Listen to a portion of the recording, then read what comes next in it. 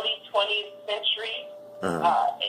The general semantics movement, I call it human engineering through connotative and neuro-linguistic programming, because they advocate that words don't have true definitions.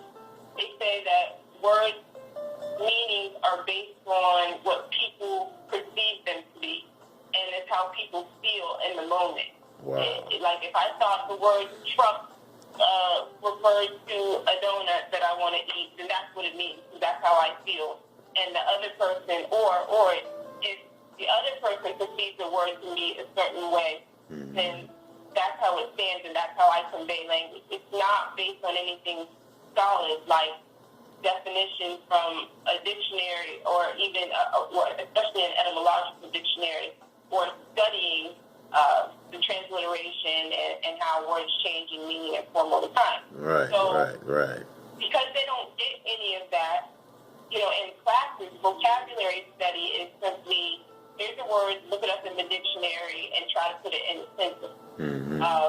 Dictionaries are connotative, and they change over time, so they can carry the emotive feelings of a society. And so if that's all that we're getting, we're not getting anything solid. And so that's why our language is, I think, again, filled with emotion. I think the things that people say, our children, they don't analyze it. They just take the feeling. They take the feeling behind it. Right. As melanated beings or carbon-based beings, language is key.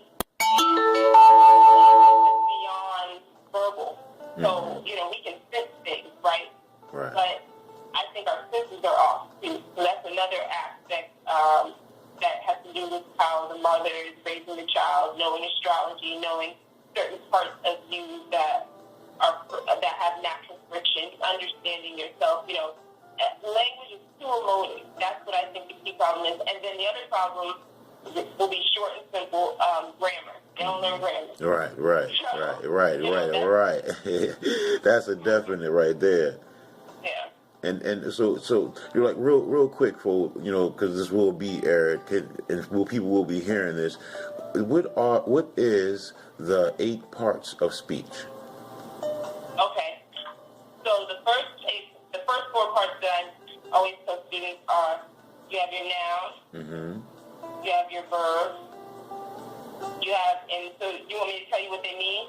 No. I mean, if you would like, because we have about 5 more minutes left until we go into the. Okay, I'll make it quick. You have your noun, that's like a person, place, or thing. You have your verb, that's an action or state of being. You have your adjective to describe the noun, and then you have your adverb, which describes the verb. It's how you do something. Okay. Those are the first 4 people usually know. Okay. Then you have a conjunction, that's what joins 2 ideas or 2 things together. You have an interjection, that's like in the beginning of the sentence. So you say, wow, or yeah. There it is. Interjection. Go ahead. No, go ahead. And then you have a preposition, and your prepositions are like, if I say, I want to go to the store. I want to go, under the bridge. Those are your 8 parts. That's your preposition. And of course, now I can't recall the 4th one off the top of my head. It's terrible. It's not a problem. It's definitely not, because we all know, because you just, like I say, I am being enlightened right now by you, Goddess. So, and I know the whole world will be, because I'm going to put this out. So, and I know we will be doing this much more. I mean, if it's cool with you, we'll be having more shows with you on here. Oh, I am definitely for that. Yeah, maybe when you come back from the 5-minute break, I will have it. I have it in my notes. Okay. That. Well, that'll be great. Okay, now, well, we're gonna go ahead and take it. Let me ask you this before we go into the break. Music, because I guess when we come back on the second half, we'll be dealing with that, because you also deal with music, right? Oh yes, I play keyboard, so. Yep. And I'm a double bass drummer. I play double bass drums. So, but dealing with the children and etymology, even astrology and music, how does that all tie into one? Dealing with the children and today.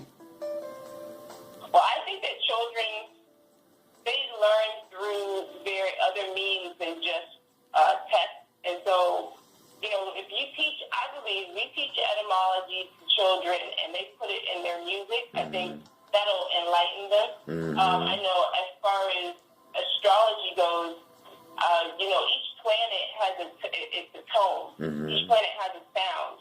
And the scale that we play music in right now is not in alignment with the planet.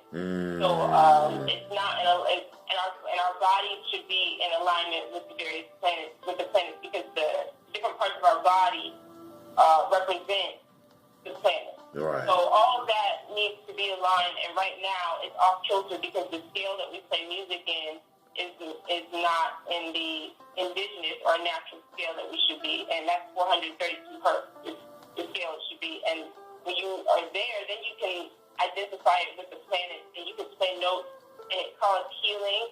It can open up certain parts of your brain, so it makes it easier to learn as well. And by the way, the fourth one is pronoun, and a pronoun is a word that replaces a noun, like he, she, we, etc. I had to say that because it was going to bother me. Beautiful. No, and pardon the interjection. Beautiful. That was really, really beautiful, sister. Beautiful. Okay, we're going to go ahead and take about a 5-minute break and then come back with the second half, okay? All right, yep, no problem. This is Partner Interjection, and we have the illustrious, the honorable teacher, astrologist, nationalist, humanitarian, Sister Selah Bey. We'll be back. This is Partner Interjection.